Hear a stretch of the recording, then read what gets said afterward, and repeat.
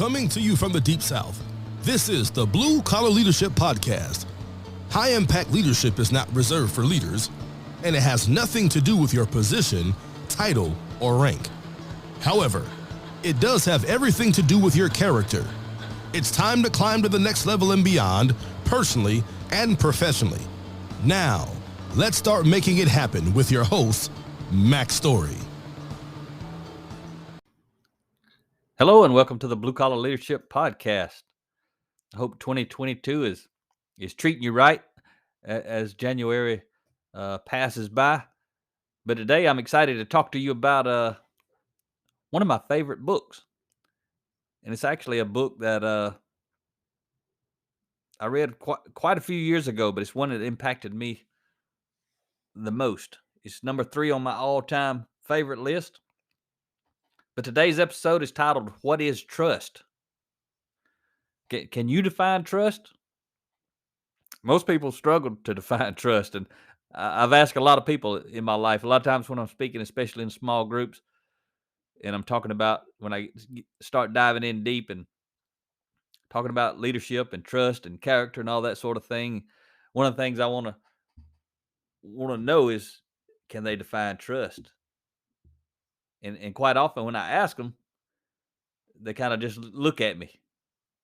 Every now and then, people will finally, I keep talking to them, and I can finally get them to say something. Somebody will eventually say something about being honest or trustworthy and that sort of stuff. But you can tell pretty quick that most people can't define trust.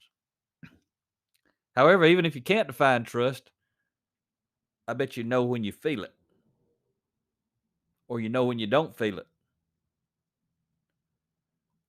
But putting trust into words is difficult for most.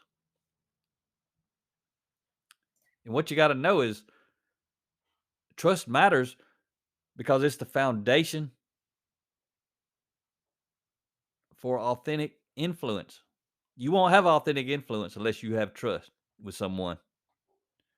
And unless you trust someone, they won't have authentic influence with you. Trust is the glue that holds people together, whether that's at work or whether that's at home. With trust, we always know. Without trust, we never know.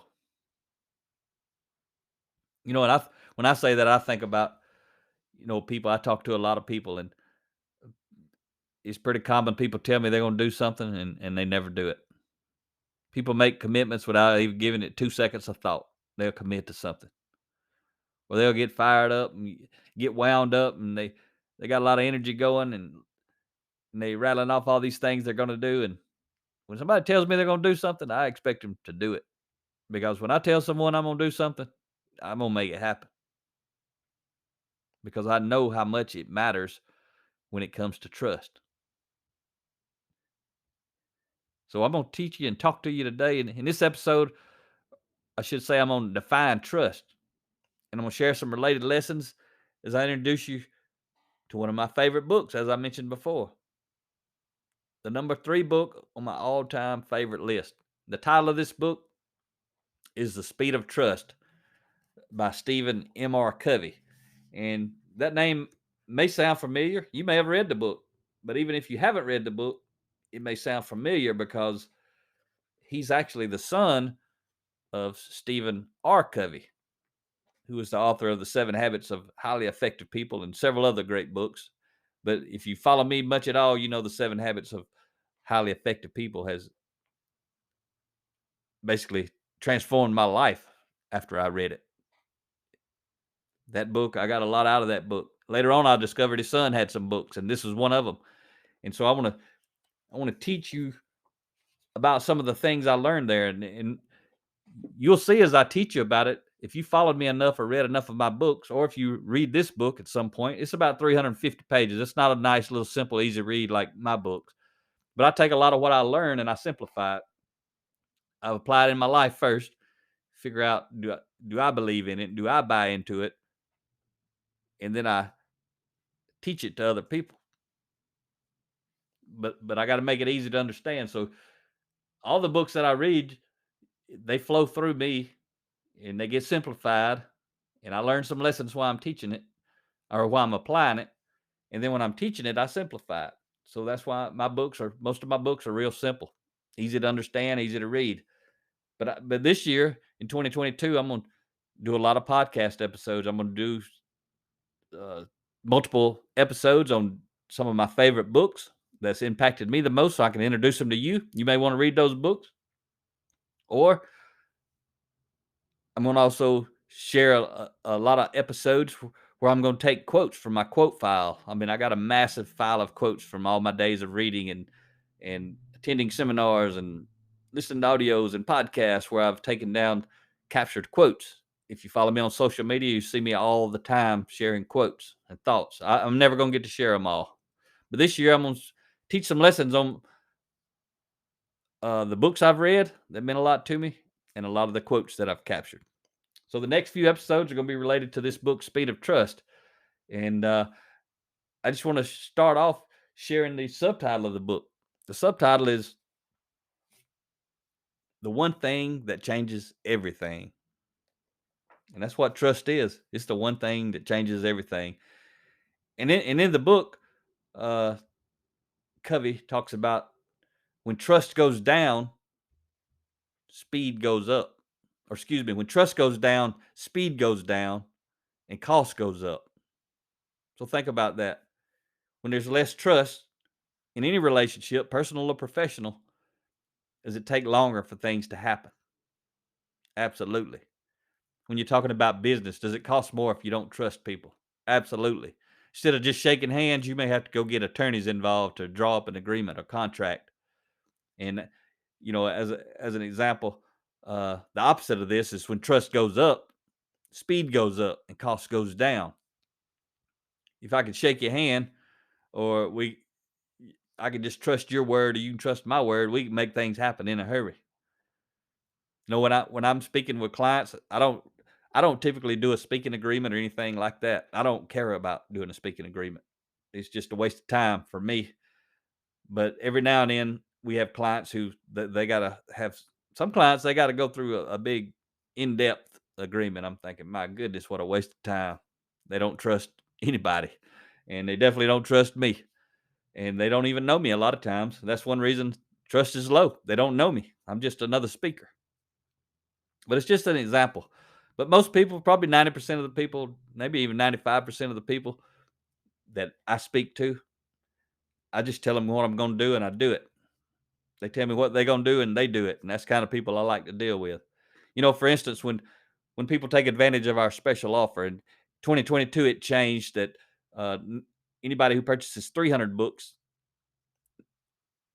will get up to 2 hours of on-site speaking with us. We speak at conferences, or we speak maybe on site at a manufacturing plant or a construction company, all over the place.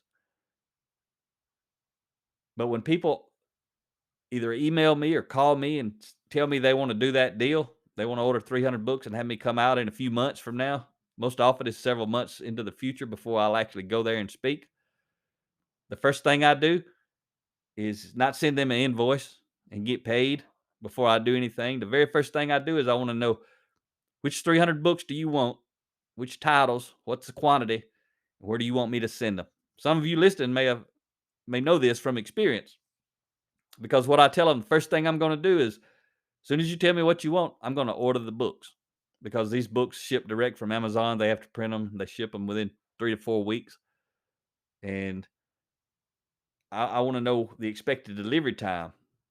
So before a client even pays me, I order the books as fast as I can make it happen, depending on if I'm traveling or if I'm at home. But I order the books as soon as I can. They're on the way. They give me the expected delivery date, and then I create the invoice and send it to the client. So I've already ordered the books. I've already paid for the books. They're already in process. They're on the way. They're going to get there, and then I send them an invoice. And the result is, most of the time, clients pay an invoice almost immediately. Probably 80% or more pay the same day within just a few hours of getting the invoice. And I've never yet had to plead with clients to pay. They always pay. But I start off trusting them. I extend trust, so they extend trust. So as we dive into this, I want to talk about real briefly the 5 waves of trust that Covey talks about in this book. Again, Stephen M.R. Covey, the son of Stephen R. Covey. I'm going to just say Covey, though, when I'm talking about him here. But he talks about 5 waves of trust. The first wave is self-trust. Self-trust deals with the confidence we have in ourselves, in our ability to set and achieve goals. The whole idea is to become, both to ourselves and to others, a person who is worthy of trust. And relative to this wave, if I got time in this episode, which is what I expect to do, I'm going to explore something he calls the 4 cores of credibility. So the end result of high character and high competency is credibility, judgment, and influence. So I'm going to talk about that more, the 4 cores of credibility and how they relate to self-trust here in a minute. The second wave of trust is relationship trust. You'll see these kind of starts within ourselves and then it builds out into others and into the community. But relationship trust, it's about how to establish and increase the trust accounts we have with others. When he talks about trust accounts, he's talking about like an emotional bank account where you're making deposits into the trust account of other people or you're taking withdrawals. And we all know what happens to your bank account if you take too many withdrawals. The account gets closed on you. Same thing happens in real life, in personal relationships too. So the key principle in this wave is consistent behavior. And in this section, relational trust, it won't happen today's episode. It's going to be the next 2 or 3 episodes. I'm going to talk about the 13 key behaviors, trust behaviors, that are common to high trust leaders and high trust people around the world. So I'm going to share the trust behaviors he lists, but I'm going to talk about from my own experience. And I'm going to do that throughout this episode and every other one. I'm not just reading the book or teaching you just straight up their content. I'm mixing in my thoughts, my experiences, and the things that I teach, blending it with the principles I'm speaking to you about from their book. But I'm trying to give credit as much to them as possible for what he wrote about and talked about. So organizational trust, that's the third wave. It deals with how leaders can generate trust in all kinds of organizations, including businesses, not-for-profit organizations, government entities, educational institutions, and families, as well as in teams and other micro units within organizations. That's what Covey says about organizational trust. And then he talks about the fourth wave is market trust. It's the level at which almost everyone clearly understands the impact of trust. The underlying principle behind this wave is reputation. It's your company's brand as well as your personal brand. What's your reputation? And then the fifth wave is societal trust. And it's about creating value for others and for society at large. The principle underlying this wave is contribution. By contributing or giving back, we counteract suspicion and cynicism. We also inspire others to create value and contribute as well. It's what I'm doing with this podcast. I'm giving back. I'm not getting paid to do this podcast. I want to help you. I'm a reading, learning, applying, and studying machine. I'm not perfect. I'm always trying to get better, but I got a lot of stuff in me, and I want to share it with other people to help them have a better life. So let's briefly talk about the 4 cores of credibility. And Covey, he did such a great job breaking this down. But basically what he says is, I'm saying it too. I can't make you trust me. No one can make you trust them. I can only be trustworthy. You trusting me is not up to me. Me being trustworthy is 100% up to me. That's what I control. And where does trustworthiness come from? It comes from 2 components. And you've heard me talk about these forever. And I didn't just learn them in this book, but I learned a lot about them in this book. But those 2 components are character and competency. And I often talk about a research study from Stanford that talks about, or that basically discovered during the research, that 87% of our influence, our success in life, comes from character, and only 13% from competency. So that's the 2 components of trustworthiness, is character and competency. And I add in that research, 87% character, 13% competency. But then we break those down. What I'm doing is kind of painting you a picture of how do you break, what is trust? Where does it come from? And, and I say, it's when you break down character into the two components that Covey talks about in his book. He talks about integrity and intent. He talks about integrity first, but I talk about intent first because I say our intention is the foundation of trust. Trust is the foundation of authentic influence, authentic leadership. But in my book, Defining Influence, I break it down and talk about what's the foundation of trust. And I say it's intention. So although Covey talks about intention second, I'm going to teach it first. And I'm just going to break down what is intent. It's our motive, agenda, and behavior, as Covey says. And then he talks about integrity first. It doesn't matter really which way you talk about them, but I talk about them specifically because I also talk about intention being the foundation of trust. He doesn't talk about it like that in his book. But he talks about integrity as the second component of character. Integrity is made up of honesty, humility, courage, and congruence. So that's the character side of the equation, at a high level. That's 87% of what you do and achieve in life is going to be based on that stuff I've just told you about. We're going to dive deeper here in a second. Competence is the other component of trustworthiness, the 13%. And Covey talks about two components of competence, or as he calls them, the four cores of credibility. The first two is integrity and intent. They're underneath character. The second two cores of credibility are capabilities and results, and they fall underneath competence. So what's he talking about when he says capabilities? In his book, he calls it talent, attitude, skill, knowledge, and style relative to how you do what you do. And then underneath results, that core of credibility, he talks about past results, current results, and future results. So I'm gonna dive down in. Hopefully, I can get through these four cores of credibility in the next 15 minutes. I try to keep my podcast under 30 minutes. So let's dive into intent. The first or the second core of credibility that Covey talks about, but it's gonna be the first one I talk about again. But intent it falls underneath our character, and really it's about what's your agenda. And I want to read a story about Dr. Covey that wrote the 7 Habits, Stephen M. R. Covey's father. But he tells this story in his book, and I'm going to pretty much read it from the book to you. It's pretty interesting, but he's talking about intent.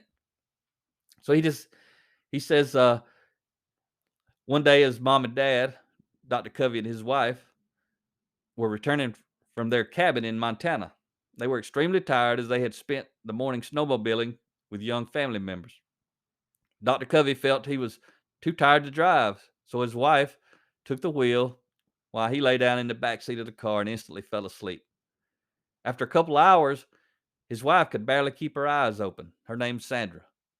So she pulled to the side of the freeway and woke Dr. Covey, saying she couldn't wait to crawl into the back seat and have her turn to sleep.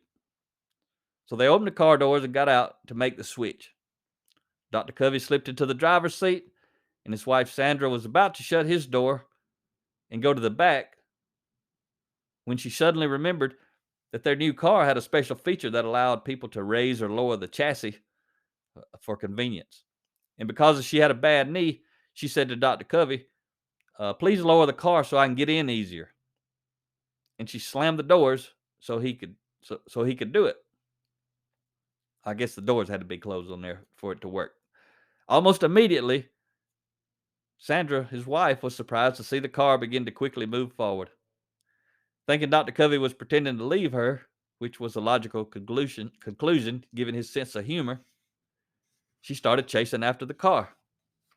Suddenly, the car sped up, and she was left standing on the side of the freeway all alone. As it was winter and she didn't have a coat on and was in her stocking feet, Sandra thought this was not the right time for a joke, and Dr. Covey was really going to get it when he came back. But after 10 minutes of standing alone on the freeway, freezing, she finally came to the conclusion that Dr. Covey must have thought she had gotten into the car and was asleep in the back seat. Apparently, Dr. Covey never heard Sandra asked for the car to be lowered. And when he heard the back door slam, he assumed she was in. Knowing how exhausted she was, he thought that she had instantly fallen asleep among the cozy blankets and pillows. Since Sandra liked to make a lot of stops for restroom breaks and snacks, Dr. Covey thought if he remained really quiet, she might just sleep the whole way and he could make good time getting home. As luck would have it, a man in another car had seen Dr. Covey drive off and leave his wife on the side of the road, and he saw her chase the car down the freeway. Doing what he thought was his civic duty, he called the highway patrol and reported that he had just seen a man abandon a woman on the side of the road. Soon a patrol car pulled up to his wife, and the patrolman asked Sandra, "What happened?" "My husband left me here, but I don't think he knows," she said. Suspecting potential domestic abuse, he asked, "Did you have a fight, ma'am? Why would he leave you and drive off?" "Oh, I'm sure he thinks I'm in the back seat asleep." "He thinks you're in the back seat of his car? Don't you think it's strange that he wouldn't notice you weren't there?" "No, I'm sure he thinks I'm sound asleep." "What's your name?" "Sandra Covey," she said. There was a long pause. "Are you any relation to Stephen Covey? Dr. Covey, the author? I had a class from him once." "He's the one who left me," she said. As Sandra and the patrolman continued to talk, Sandra remembered Stephen, Dr. Covey, had a cell phone with him, so they called him. "Dr. Covey, this is the highway patrol. You need to pull over immediately, and I need to know your exact location." Confused as to how the highway patrol had his cell phone number and wondering if he was speeding, he said, "All right, officer. I think I'm somewhere by Idaho Falls, but I don't know exactly because I've been asleep. My wife's been driving up until 10 or 15 minutes ago. I'll ask her where we are." Then he yelled toward the back seat, "Sandra, Sandra, wake up. There's a highway patrolman on the phone. He wants to know our exact location." Mr. Covey," the patrolman said loudly into the phone. "Your wife isn't there." "She's just asleep in the back seat," Dr. Covey replied impatiently. "Wait, I'll pull over and wake her up." So Dr. Covey pulled over and looked into the back seat. Then he began frantically searching through the blankets and pillows. His wife wasn't there. "My wife's missing," he yelled. "She's in the car with me," the patrolman replied. "With you? Well, how did she get there?" "You left her on the side of the road a while ago." "What?" he said incredibly. "You mean she didn't get in? Oh, I can't believe it. I wondered why she was so quiet."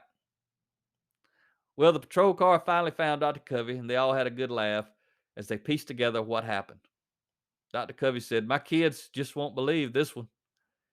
The patrolman said, "That's nothing.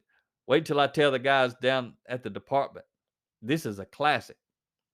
And so that's the story of Dr. Covey's son telling the story about his father leaving his mom on the side of the road. But when you think about intent, he talks, Covey, the son here in the book, he talks about, if you'd seen all this going on, what would you have thought Dr. Covey's intent was? His wife assumed his intent was to play a joke, pretending to leave her.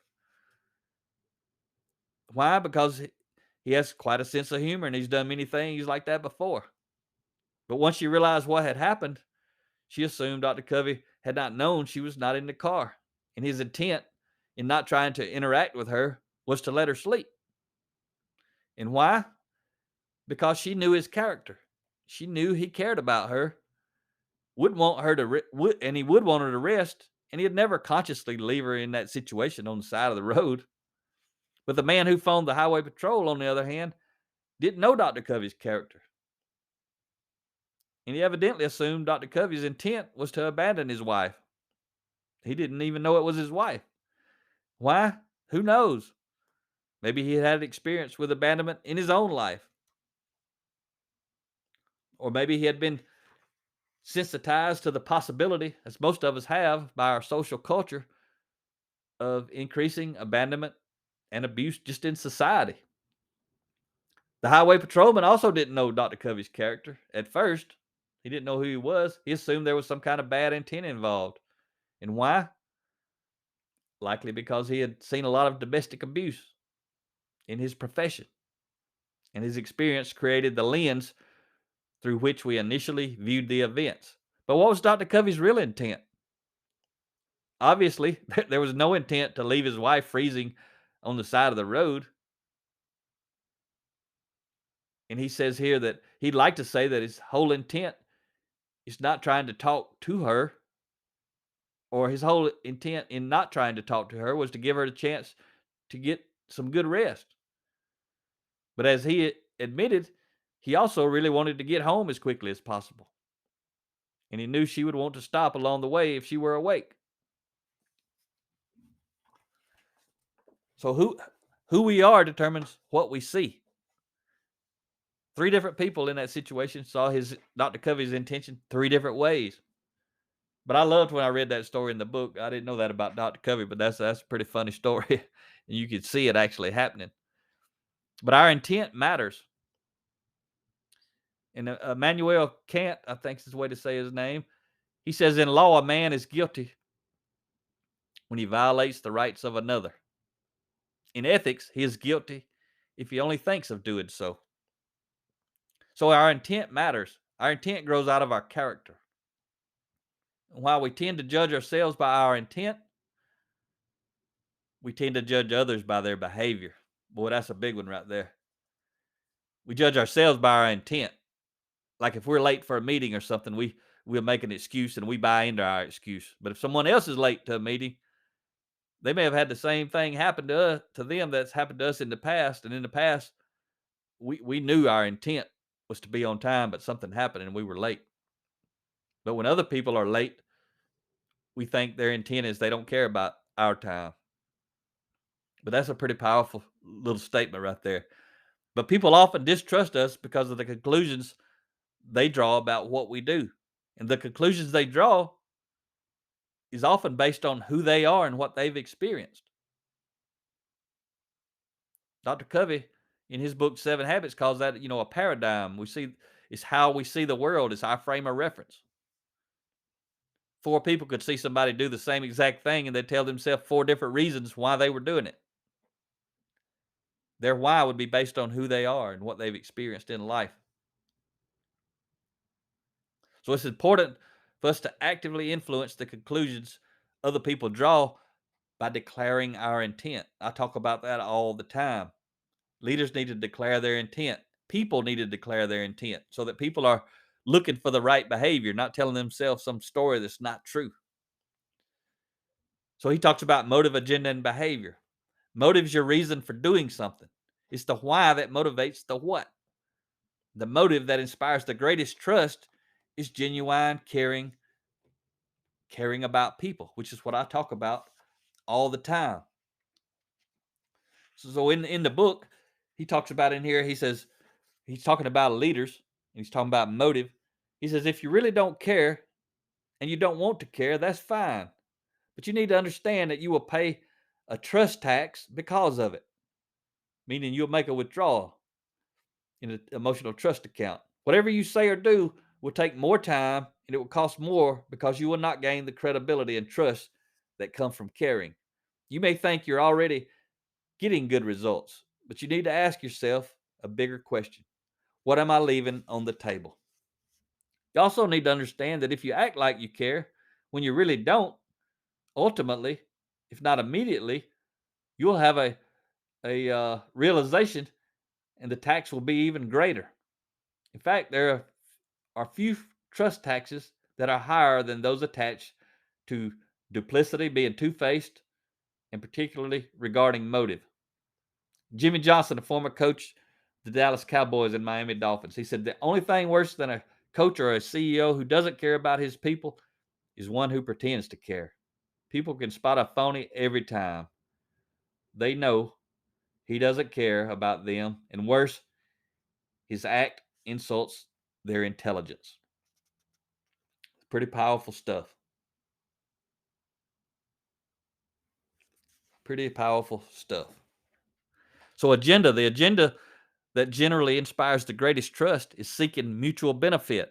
Win-win, as Dr. Covey would say in the 7 Habits, genuinely wanting the best for everyone involved. In behavior, the best behavior that best creates credibility and inspires trust is acting in the best interest of others. So in today's episode, I kind of gave you an overview. I taught you the 4 cores of credibility and an overview of the 4 cores, and only got to dive into one of them. So next episode, we'll jump into integrity, capabilities, and results. The other 4 cores, the other 3 cores. Talk to you next time.